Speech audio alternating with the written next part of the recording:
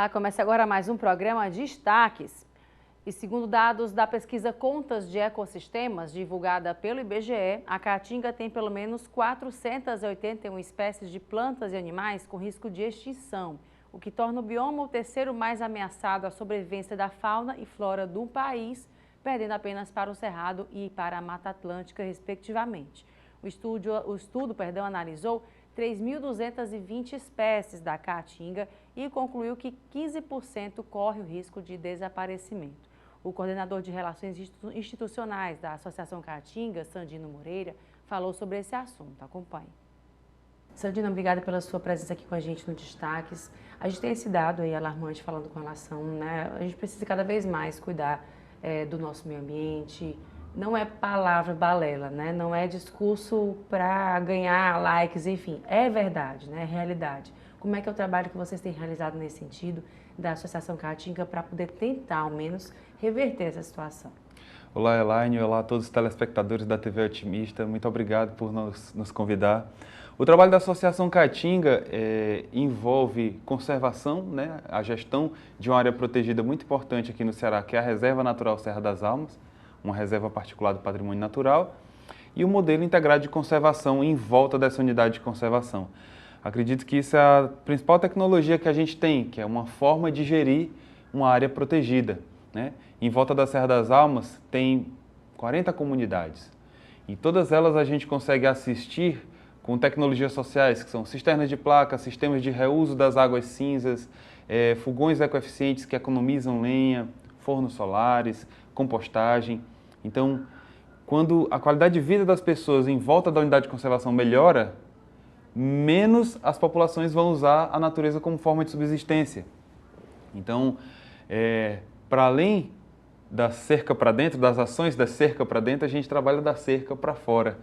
Então, o nosso trabalho de conservação da biodiversidade se cedia, digamos assim, né? É muito focado em unidades de conservação, em educação ambiental, em tecnologias sociais, de forma que a gente reduza a perda de habitat, que é um dos grandes motivos para a perda da biodiversidade, e aumente as áreas de conservação, que são exatamente os refúgios de fauna e de flora, né, que são os refúgios da biodiversidade riquíssima da Caatinga. Então, acredito que esse seria o resumo do nosso trabalho, e a gente atua com 7 linhas diferentes.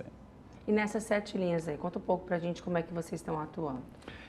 A linha de conservação é a principal que eu acabei de falar, que envolve gerir e conservar a Serra das Almas e criar novas unidades de conservação, como outras reservas particulares do patrimônio natural, e também outras unidades de conservação pública, que nós realizamos os estudos, por exemplo, tanto no Piauí como no Ceará. Essa é talvez a principal, mas também trabalhamos com as tecnologias sociais, que eu mencionei, faz parte do modelo integrado. Educação ambiental é a outra linha, também faz parte do modelo integrado, porque nós realizamos cursos para professores da rede pública, capacitações para mulheres empreendedoras no sertão do Ceará, capacitações para o manejo dos quintais produtivos, né? São todas essas formas que a gente trabalha, né? Treinamentos e tecnologias sociais, educação ambiental também, pesquisa científica.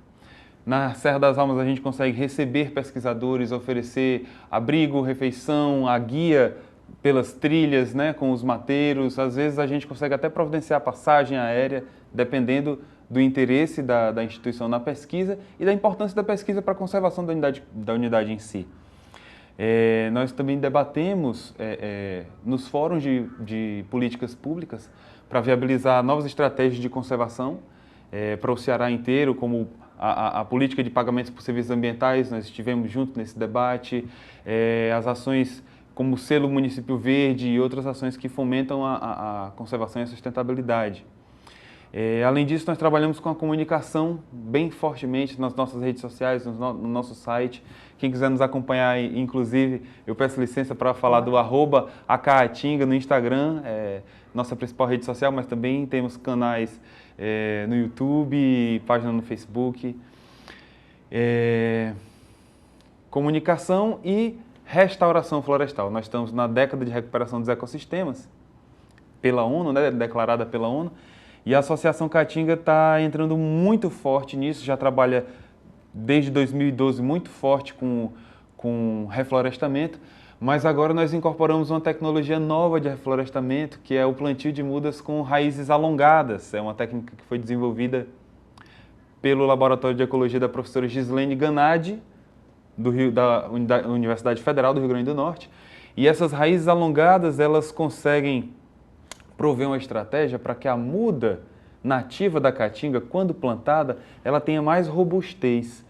O plantio de reflorestamento com raízes pequenas, comuns, de mudinhas comuns, pode chegar a ter 70% de perda, porque as intempéries climáticas são muito severas, né? Então é difícil reflorestar em qualquer ambiente, na caatinga é muito difícil. Então, com essa técnica, ela consegue plantar as mudas, e nós estamos replicando essa técnica já em Crateús, plantando 20 mil mudas nessa técnica. Plantada essa muda na época seca, ela consegue a sobrevivência de 70% das mudas plantadas, que é um dado muito, muito alvissareiro, muito feliz para nós. Então essas são as 7 linhas que nós trabalhamos. Pois é, e falando nisso aí, a gente tem a tecnologia auxiliando, né, nesse sentido também, e sobretudo a educação, né? E aí fica o questionamento, até que ponto a sociedade, de que forma a sociedade pode estar aliada a isso, se pertencer, né? Mostrar que aquilo dali também faz parte dela, ela precisa se conscientizar de fato de que a gente precisa um do outro, a natureza precisa da gente, a gente precisa da natureza, né? A gente faz uma coisa só. Como é que está sendo a questão de educação atualmente para a sociedade como um todo? A gente fala educação, mas a gente pensa nas escolas, mas não sobre tudo isso, né? A sociedade como um todo, claro, pais, claro. Adultos, crianças, jovens, enfim. Como é que a gente pode se dar as mãos nesse sentido para que, de fato, a gente consiga também estar junto nessa luta? O que você falou é super importante, super pertinente, e eu acredito que cada pessoa com a sua carga de competências e de atribuições na sua própria vida pode ajudar de uma forma diferente, e a nossa comunicação tenta conversar com cada um desses públicos. Por exemplo, aquela pessoa que tem uma propriedade grande, um sítio que está bem bonito, bem preservado, e tem um apego afetivo àquela área. A sua área, você pode ser um futuro proprietário de RPPN, de uma Reserva Particular do Patrimônio Natural, que é uma instituição de caráter perpétuo. Uma vez que é declarada RPPN, ela é para sempre RPPN, né? Então você vai preparar essa área para que ela proteja o habitat de outros animais.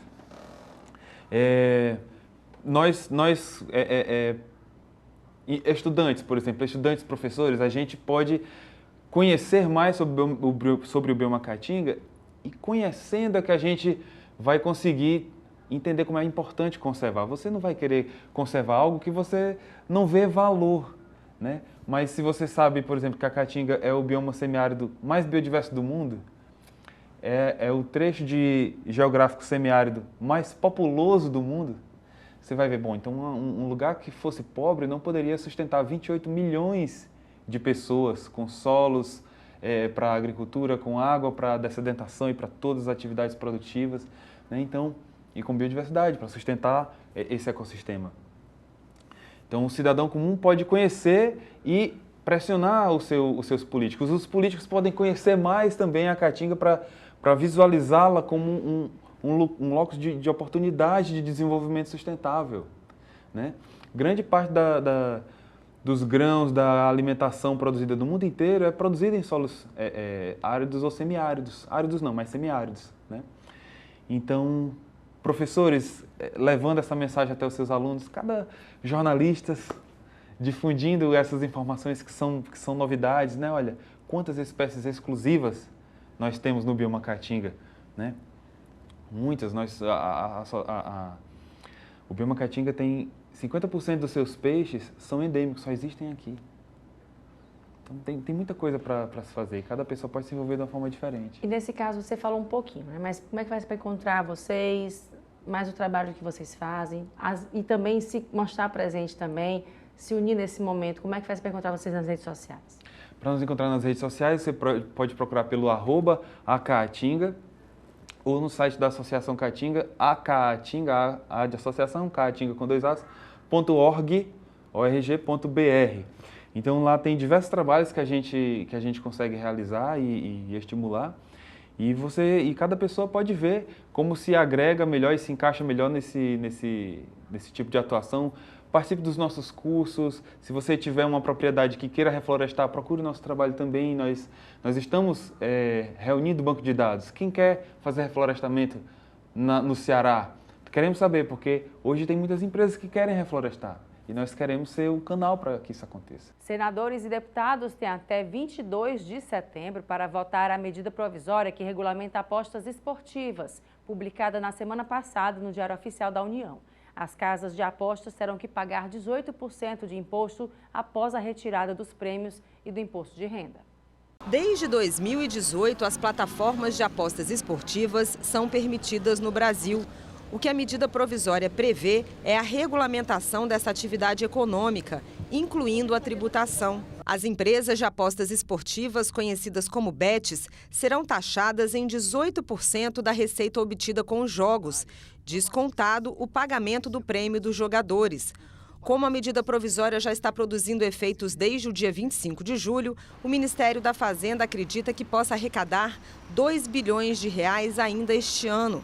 E nos anos seguintes, a arrecadação com a taxação das apostas pode variar de 6 a 12 bilhões de reais. A distribuição desse dinheiro será feita da seguinte forma: 10% para a Seguridade Social, 3% para o Ministério dos Esportes, 2,55% para o Fundo Nacional de Segurança Pública, 1,63% para os clubes e atletas que tenham nomes e símbolos ligados às apostas esportivas e 0,82% para investimentos na educação básica.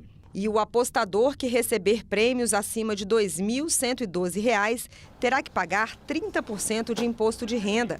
Ele terá ainda até 90 dias contados a partir da divulgação do resultado para retirar o prêmio. Depois desse prazo, perde o direito de receber. Antes da MP, esse tipo de aposta era exclusividade da União, como na tradicional loteria esportiva.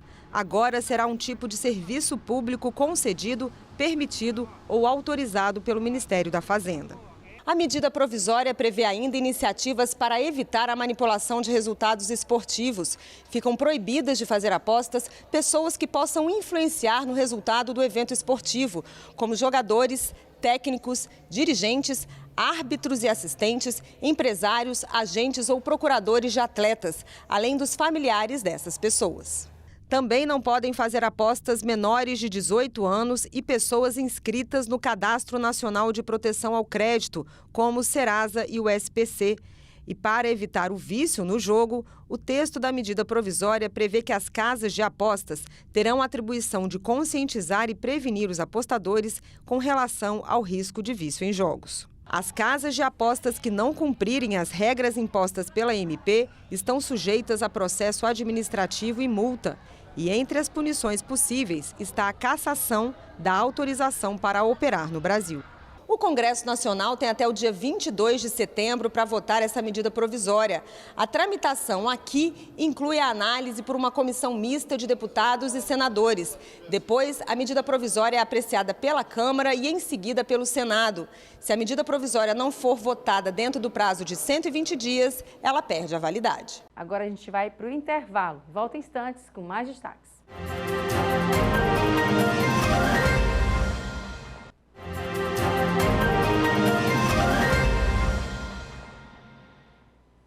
Estamos de volta. A poliomielite, também chamada de pólio ou paralisia infantil, é uma doença contagiosa aguda causada por um vírus que pode infectar crianças e adultos. Nos casos mais graves, em que acontecem as paralisias musculares, os membros inferiores são os mais atingidos. Apesar de não haver mais registros da doença no Brasil há muitos anos, o risco de enfermidade volta e é colocado à prova no caso da cobertura vacinal, que não é adequada. A pediatra Rayana Café, membro da Sociedade Brasileira de Pediatria, falou sobre esse assunto. Confira. Doutora, obrigada pela sua presença aqui no Destaques. Vamos falar um pouco sobre saúde das crianças, né, que é responsabilidade nossa.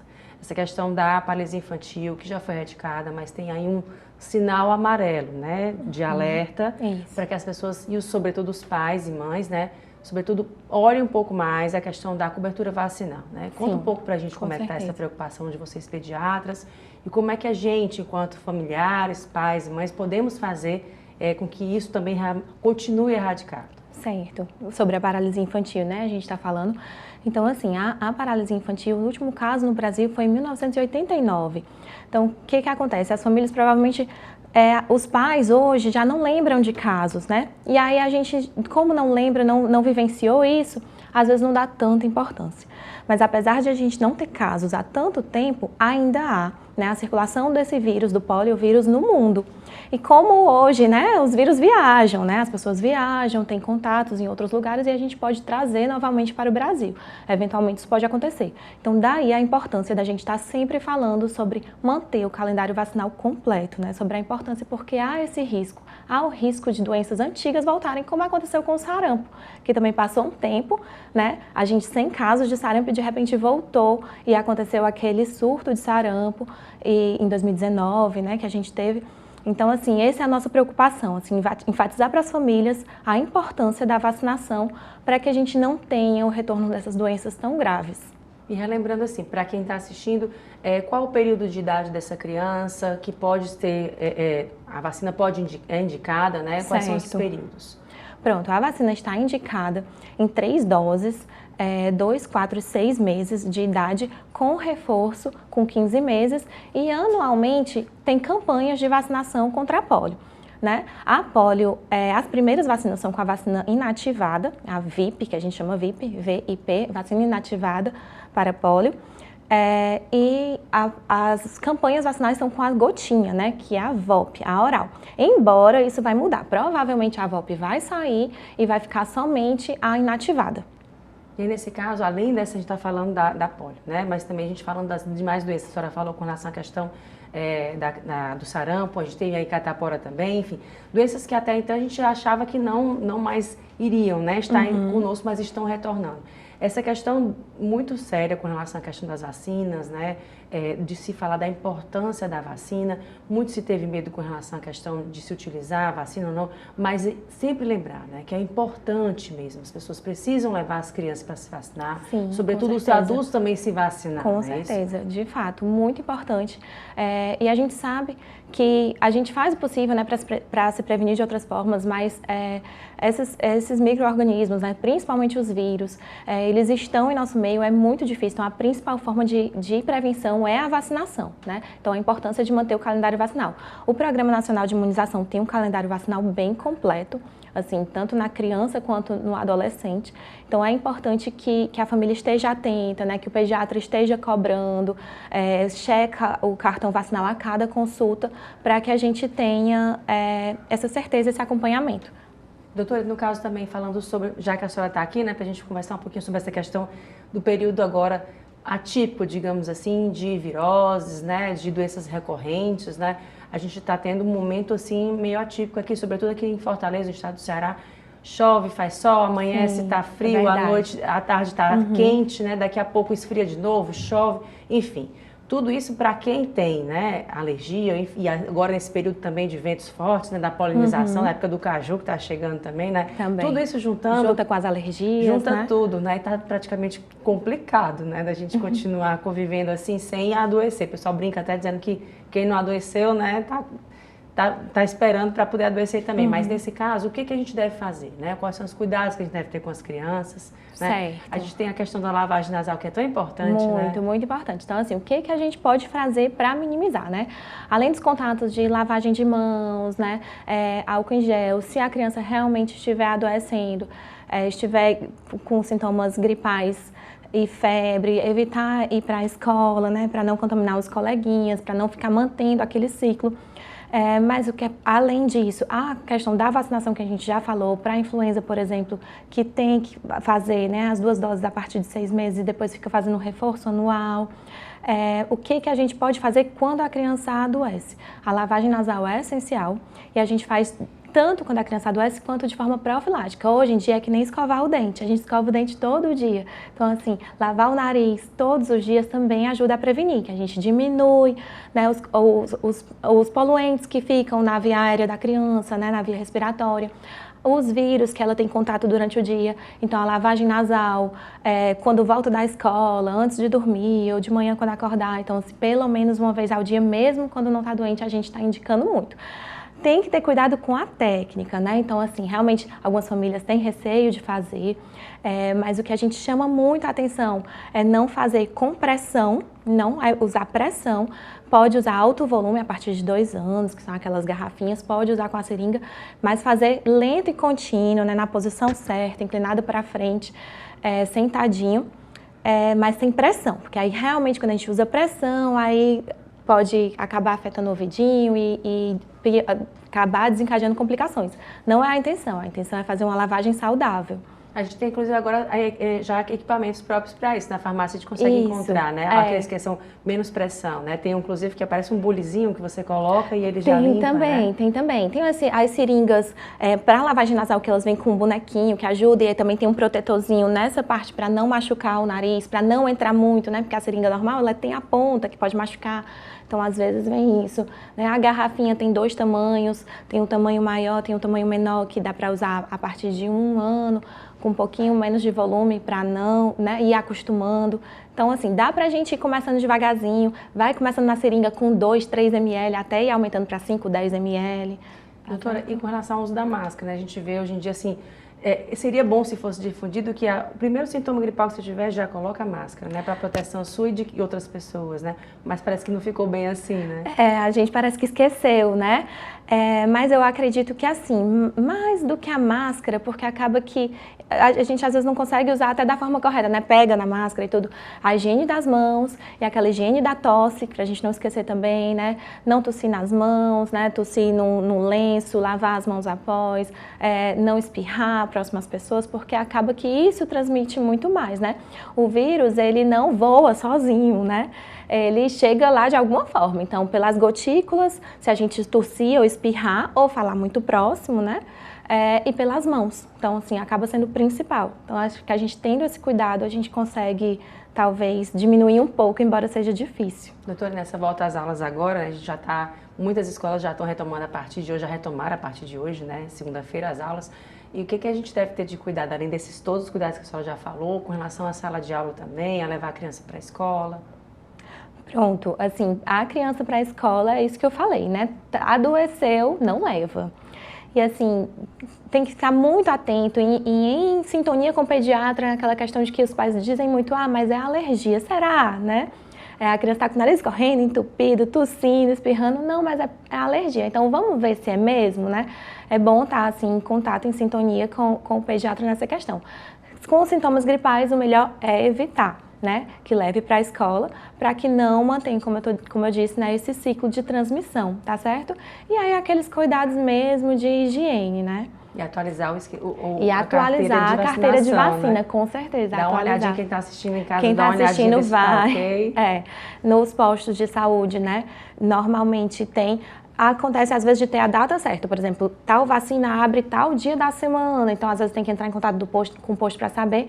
E tem as clínicas particulares de vacinação, que também tem disponível vários tipos, né? Algumas são um pouquinho diferentes, algumas vale a pena fazer na clínica particular, por exemplo. A da meningite, a meningo B, ela não tem no SUS e é uma vacina importante também, vale a pena, tá certo? Então é bom conversar, estar em sintonia com o pediatra para saber o que está faltando, né? Pontuar ali o que está faltando, o que pode acrescentar. E essa é a partir de qual idade? A hepatite B, a meningo B, é a partir de 3 meses. Ela faz, quando a gente faz entre 1 e 6 meses, a gente faz 2 doses, três doses, aos 3, aos 5 e aos 7 meses. E aí, nesse caso, também falando com relação à questão da esquema vacinal, né, de se colocar em prática também e dar uma olhada com relação a isso daí, o cuidado é sempre importante, né, a gente prevenir, fazer com que leve ao pediatra todo ano, né? Assim, ter acompanhamento, mandar mensagem, ou qualquer dúvida que tiver, né? Sim, o primeiro sinal de adoecimento, né? É sempre bom esse contato direto com o profissional, né? Sim, com certeza. Eu tenho uma amiga que diz, tenha um pediatra para chamar de seu, porque é muito importante, né? Uma dúvida, nem tudo precisa ir na consulta, às vezes dá para tirar uma dúvida online, né? Dá para tirar uma dúvida à distância, é muito importante isso. Então, esse contato próximo, né? E quando a criança adoece, né? No caso, adoeceu e aí teve uma recorrente, mas ela, por exemplo, ficou para vacinar da gripe, mas adoeceu várias vezes, não conseguiu. Qual o período que se tem para a criança a partir daqui são 15 dias, são 10 dias, quais são os sintomas que ela pode tomar a vacina da gripe ou não? Certo, normalmente a gente espera 15 dias para vacinar. Se houver contraindicação por doença, a gente espera 15 dias para vacinar. Okay. Depende da vacina, né? Okay. E para quem quiser saber mais informações, como ele encontrar, como é que faz? Para me encontrar, pronto, eu atendo na Clínica Encanto, aqui em Fortaleza, né? Tenho o Instagram, tenho o meu Instagram, doutora Rayana Pediatra, e atendo em Maranguape, na Lab Clinic. E ainda falando de saúde, há 40 anos o HIV chegava ao Brasil. De lá para cá, muita coisa mudou. Com os avanços dos medicamentos, os pacientes que seguem o tratamento se tornam indetectáveis e não transmitem mais o vírus sexualmente. No entanto, os depoimentos de quem convive com o vírus e a doença mostram que ainda existe um longo caminho pela frente. João Geraldo Neto tem 41 anos e desde os 19 tem o vírus HIV. Engajado, luta pelos direitos das pessoas soropositivas. Já trabalhou em ONGs e até no Ministério da Saúde. O resultado de tanta luta são as conquistas de hoje. E se hoje a gente tem no Brasil um tratamento público, gratuito, completamente incluído no Sistema Único de Saúde, é porque a sociedade civil trabalhou junto com os governos. E continuar trabalhando para que a gente não retroceda. O João Geraldo está se referindo a um dos piores momentos da doença, as primeiras décadas. Estágios que algumas pessoas não acompanharam, principalmente a geração mais nova. Por isso, nós vamos voltar um pouquinho no tempo para explicar esses 40 anos do HIV. Os primeiros casos de AIDS surgiram no início da década de 80, mas ninguém sabia exatamente o que estava contaminando as pessoas. A descoberta do vírus HIV só aconteceu em 1983, 2 anos após o Centro de Controle e Prevenção de Doenças dos Estados Unidos emitir o primeiro relatório oficial que tornaria pública a epidemia do vírus.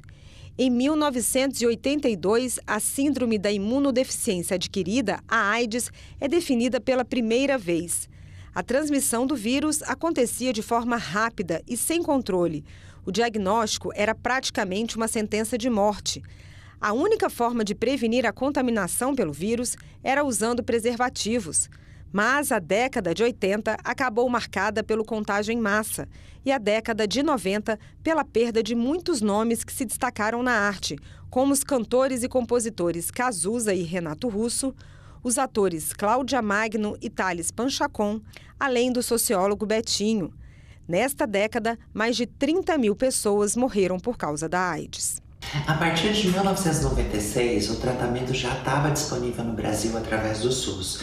No entanto, só foi em 2013 que o tratamento se tornou disponível para todas as pessoas. Então, quando a pessoa sabe seu diagnóstico, ela já pode iniciar o tratamento imediatamente. Mas você sabe qual a diferença entre o vírus HIV e AIDS?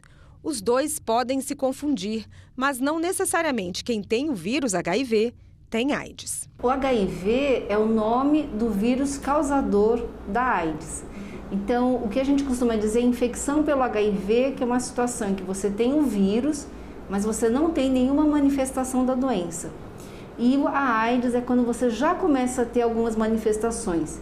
A ciência atuou em diversas frentes, na busca de medicamentos, de vacinas e da cura. Houve uma evolução sensacional com a possibilidade concreta de diminuirmos o número de comprimidos a 1 ou 2 comprimidos. Esses comprimidos com uma tolerância excelente, sem efeito adverso gastrointestinal ou de outras ordens, permitindo que rapidamente nós tenhamos o controle do vírus que circula no sangue, que habitualmente em poucas semanas se torna não detectável, com grandes benefícios na preservação da saúde imunológica da pessoa e também, isso é uma coisa importante que sempre deve ser lembrada, interrompendo a transmissão.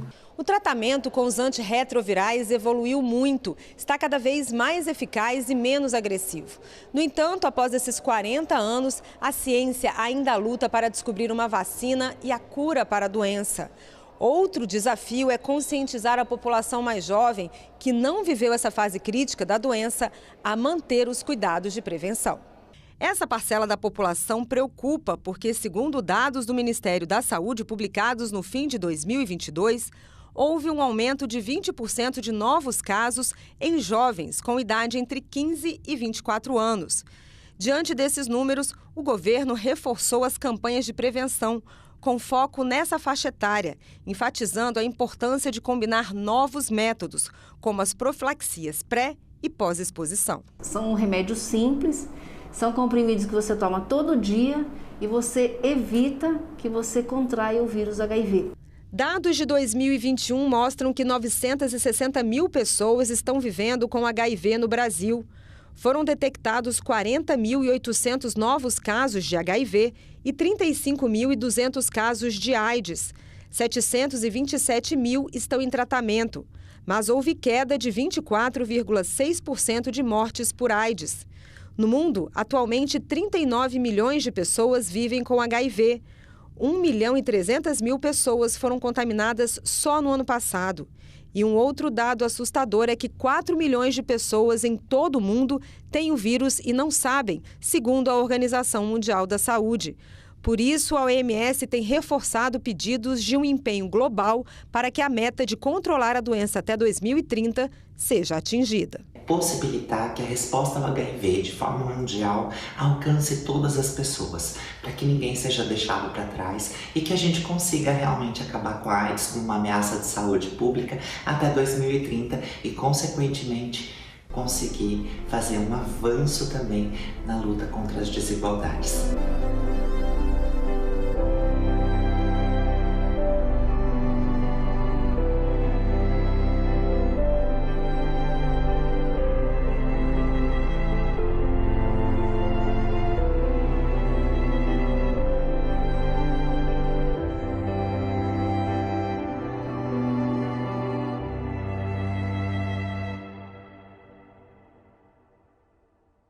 E agora a gente vai para o intervalo e volta em instantes com mais destaques.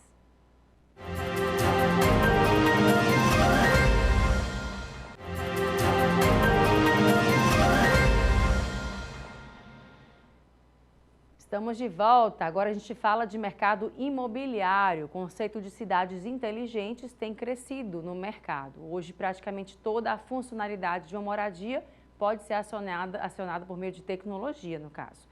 Sobre esse assunto, eu conversei com a cofundadora e CEO da Planet Smart City, Suzana Marchione, que esteve aqui na TV Otimista. Acompanhe. Suzana, obrigada pela sua presença aqui com a gente no Destaques. Vamos falar um pouco sobre o mercado imobiliário, né, sobre essa expansão aí das Smart Cities. É um conceito de cidade inteligente que está dando um boom aí, não só aqui, mas eu soube que também no mundo inteiro, é isso? Sim, antes de todos, Elaine, muito obrigada. Olá a todos. Feliz demais de voltar aqui com você. Sempre gosto de falar contigo. Você vai além quando fala. Obrigada. Obrigada a você. E nesse caso também falando desse conceito de cidade inteligente, aqui no Ceará já é forte e no mundo também, né? Conta pra gente onde é que vocês estão atualmente. Além do Brasil, estamos trabalhando e muito forte fora do país. Ou seja, Índia e Estados Unidos são os dois países que mais funcionam. E eu, como CEO do Brasil, um pouco sofri, porque a Índia passou na minha frente em termos de projetos e de vendas, mas é um mercado imenso, imagina a densidade daquele país. Portanto, sucesso total lá com projetos verticais muito grandes. O menor projeto na Índia é 1.000 apartamentos. E outro sucesso do grupo foi em Littleton, no Texas, Estados Unidos. 640 apartamentos que foram entregues todos em junho.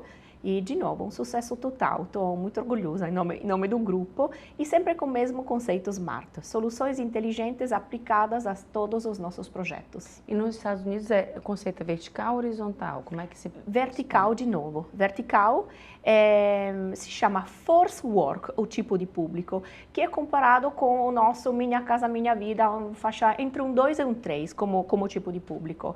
E, de novo, aplicativo gratuito do bairro, gestor social que acompanha os moradores, espaços compartilhados, sempre aquele conceito de Smart Solution que a gente aplica nos projetos horizontais e verticais. Como é que está atualmente a atuação aqui no estado do Ceará de vocês?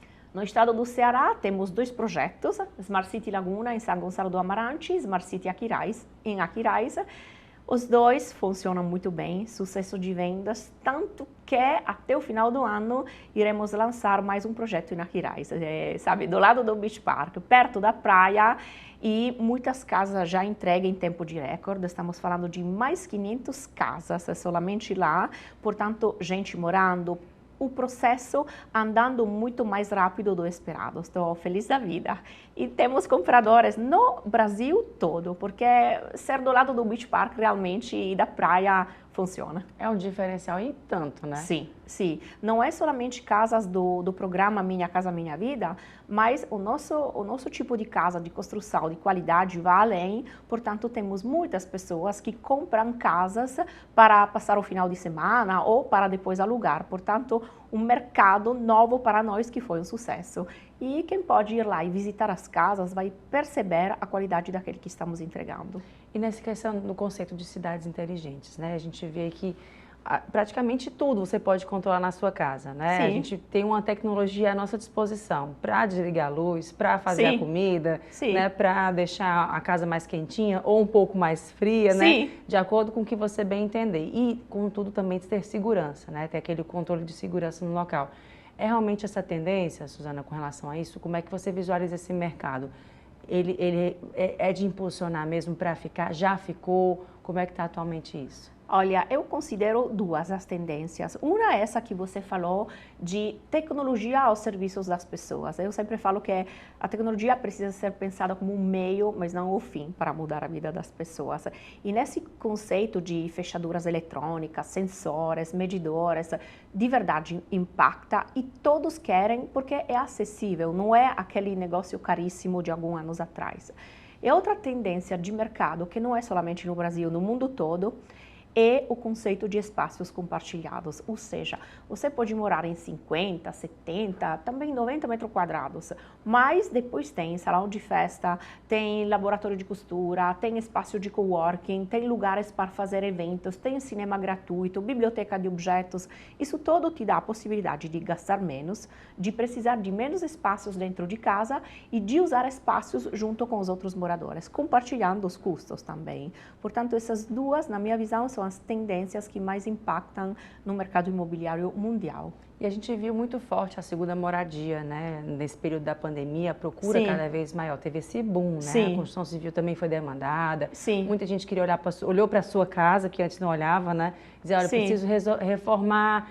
Olhou e disse, não, está muito pequenininho, quero uma outra casa maior, um contato maior com a natureza. Então, a segunda moradia veio muito em alta, né? E esse conceito de estar perto da natureza e ter a tecnologia, a comodidade, trabalhar em casa, enfim, tudo isso veio impactar e juntou o que a gente tem agora, né? Totalmente. Tanto é que, pensa, a gente tem esse exemplo de Aquiraz, segunda moradia, onde as pessoas pedem aquele quarto a mais para fazer também o escritório, porque o fato de trabalhar muito de casa impactou nesse sentido. Você pode passar o final de semana perto da praia e se sexta ou segunda tem call ou reuniões, você tem o seu quarto dedicado a isso. Impactou demais no mercado.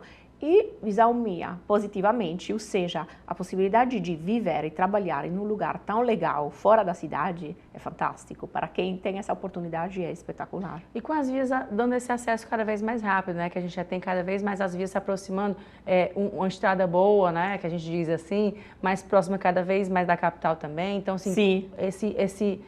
Digamos, Fortaleza está aumentando cada vez mais. Na região metropolitana está tendo esse impacto também. Cada vez Fortaleza é maior. Olha, eu tenho parte do time da Itália que vem me visitar uma vez por ano.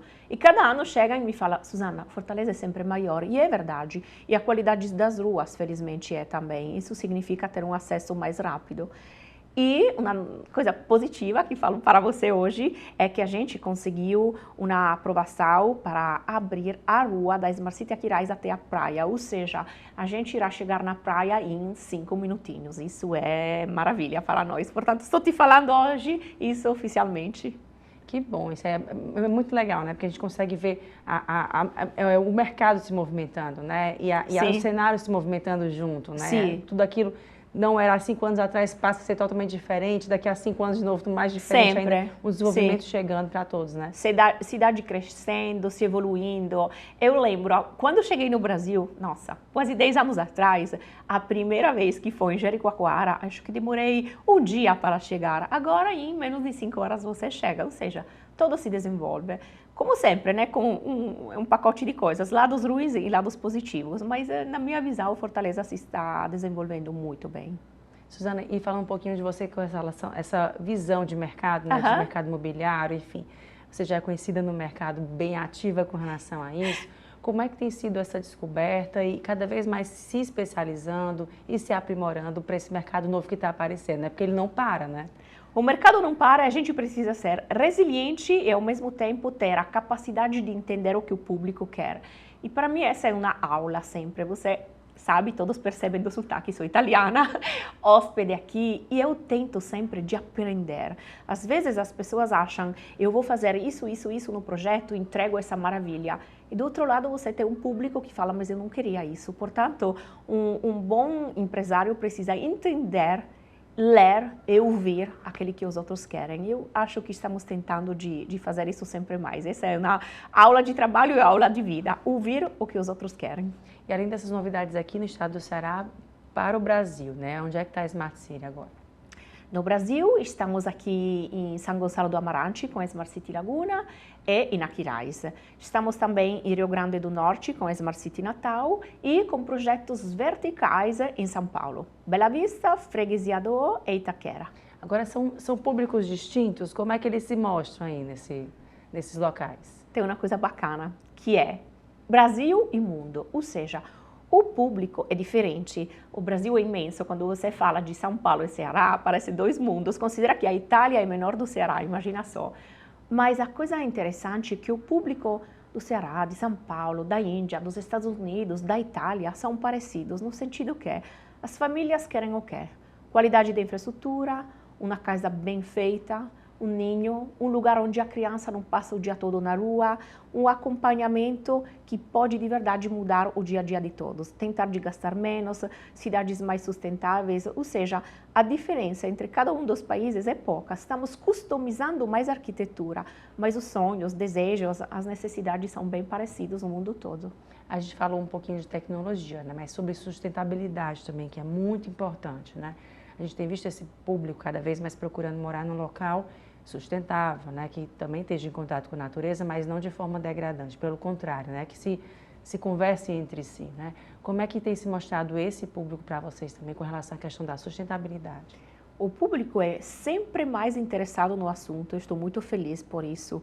Portanto, quando a gente fala, nós não trabalhamos com asfalto, mas com piso intertravado, que não gera ilhas de calores, que é de baixa manutenção, que é antiderrapante, que é drenante, as pessoas se interessam de verdade. Quando você fala, eu uso iluminação de LED, reuso de água, esse tipo de coisas, as pessoas percebem muito mais daquilo que eu achava. O público jovem é mais interessado ainda, mas virou uma coisa que envolve todos. E o nosso trabalho vai além de entregar esse tipo de infraestrutura, é um trabalho de conscientização com nossos gestores sociais, portanto, trabalhar com a criança, hortas urbanas, projetos de se ligar ao bem público. Nós latinos sempre temos um conceito, às vezes, que é errado. Eu digo latino falando de brasileiros e de italianos. Aquele que é público é da prefeitura, é como se não fosse de ninguém. Na realidade, uma área verde, uma área institucional é nossa. Eu sempre falo para todos, pensam que a própria casa não é aqueles 50 metros onde vocês moram, é a cidade toda. Portanto, cada um de nós tem a responsabilidade de cuidar. É pertencimento, né? Você se sentir pertencente. Palavra àquilo, mágica. né? Pertencimento é a palavra. Suzana, e falando também sobre a diversidade de públicos, né? A gente vê aí as pessoas envelhecendo de melhor forma, né? Cada vez mais com saúde. Sim. A melhor idade, né? Realmente, de fato, melhor idade. Temos também pessoas com deficiência, enfim, públicos diversos. Para acessibilidade também, é um momento de olhar importante também na construção civil, no mercado imobiliário, né? Olha, vale para todos. Eu acho que o mercado do real estate, que é um dos mais antigos e tradicionais, está se adaptando. E sabe por quê? Se chama de internet, de redes sociais. As pessoas começam a comparar todo aquele que o mercado oferece. E se eu tenho um produto de qualidade A e um outro de qualidade B e custam iguais, todos vão para o A. Significa o quê? O B se adapta. Portanto, esse empoderamento que chegou mudou a forma dos construtores fazer. Portanto, quando se fala desses assuntos, nós todos, querendo ou não, estamos nos adaptando aos projetos. Os projetos têm de verdade ser de todos, com cada tipo de diferença, deficiências. Eu, desde quando cheguei aqui, alguém me fala de público de classe A, B, C ou D, eu falo, gente, não existe isso no mundo todo. Infraestrutura, entrega, tecnologia, a parte social é de classe A para todos. Esse é o verdadeiro mercado e o desenvolvimento pessoal de cada um. Ok, Suzana, eu te agradeço mais uma vez sua presença aqui com a gente.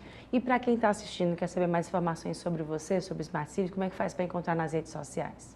planetsmartcity.com.br e nós visitar nossos projetos. Temos um time que faz simulações rápidas para compra de casas, consultoria para os nossos clientes. E uma coisa importante para mim, também que não tem interesse em comprar, eu sempre peço para nos visitar, porque aquele que a gente oferece é de verdade uma mudança de projeto imobiliário. Portanto, também se não são interessados, nos visitam. O nosso hub de inovação é aberto, seja em Laguna, aqui na Quirais, em Natal, para ver aquele que acontece no projeto da Planet, aquele que as soluções Smart são na realidade. E quais são os principais pontos da reforma tributária que será analisada pelo Senado no segundo semestre deste ano? Confira as principais mudanças previstas no texto aprovado pela Câmara dos Deputados. Aprovada em 2 turnos na Câmara dos Deputados, agora a PEC da reforma tributária precisa ser analisada aqui no Senado. Ainda não há consenso sobre o ritmo de tramitação da proposta, mas já é certo que ela precisa passar pela Comissão de Constituição e Justiça e por 2 turnos de votação no plenário. Além disso, foi criado um grupo pela Comissão de Assuntos Econômicos para discutir o assunto, mas ainda não foram definidas quantas audiências públicas serão feitas. A principal mudança será a extinção de 5 tributos. 3 deles são federais: PIS, COFINS e o Imposto sobre Produtos Industrializados, IPI. Eles serão substituídos pela Contribuição sobre Bens e Serviços, CBS, arrecadada pela União. Os outros 2 impostos, ICMS, administrado pelos estados, e o Imposto sobre Serviços, ISS, arrecadado pelos municípios, vão ser substituídos pelo Imposto sobre Bens e Serviços. O IBS, junto com a CBS, vão compor o Imposto sobre Valor Agregado, o IVA. As decisões sobre a distribuição da arrecadação para estados e municípios serão tomadas por um Conselho Federativo, sem a participação do governo federal. Os impostos serão cobrados nos locais de destino das mercadorias e serviços, e não mais nos estados de origem. A União vai definir a alíquota da CBS e os estados e municípios do IBS. Governos estaduais e prefeituras cobrarão uma alíquota única. Os produtos da Cesta Básica Nacional ficarão isentos de tributos. É o caso, por exemplo, do arroz e feijão. Outros produtos e serviços só pagarão 40% das alíquotas, ou seja, um desconto de 60%. Entre eles estão o transporte coletivo, medicamentos, dispositivos de acessibilidade para pessoas com deficiência e insumos agropecuários. Cigarros e bebidas pagarão mais, mas a nova alíquota ainda vai ser definida por meio de um projeto de lei. Veículos aquáticos e aéreos como jatos, helicópteros, iates e jet skis passarão a pagar o imposto, com algumas exceções, entre elas o transporte público aquaviário. A transição para o novo modelo vai ser gradual, entre 2026 e 2032. 2027, PIS e COFINS serão extintos e o IPI terá alíquota zero, à exceção dos produtos que concorrem com os fabricados na Zona Franca de Manaus. 2029, início da extinção do ICMS e do ISS. 2033, impostos atuais extintos. Alguns benefícios tributários serão mantidos. É o caso da Zona Franca de Manaus, do Simples Nacional e da imunidade tributária para livros. As heranças e doações serão taxadas de forma progressiva. Quanto maior o valor, maior o imposto. Serão criados ainda 2 fundos, o de compensação de benefícios fiscais, já concedidos pelos estados até 2032, e o Fundo Nacional de Desenvolvimento Regional, para reduzir desigualdades regionais e sociais. Os 2 receberão recursos da União. Foi histórico você ter a disposição de um governo em aportar recursos num fundo exclusivo de desenvolvimento regional, que para mim foi um divisor d'água do ponto de vista da aprovação da reforma tributária. Esta é uma reforma que o Brasil quer e o Brasil precisa para gerar emprego, voltar a crescer e fazer com que a economia possa ter um crescimento sustentável. Nós vamos estar à disposição do Senado, como sempre estivemos, né, desde a comissão mista, né, que trabalhamos juntos, Senado e Câmara, discutindo o PEC 110 e PEC 45, e o que nós tivemos ao final foi exatamente a convergência, né, de todas essas sugestões no nosso texto, né?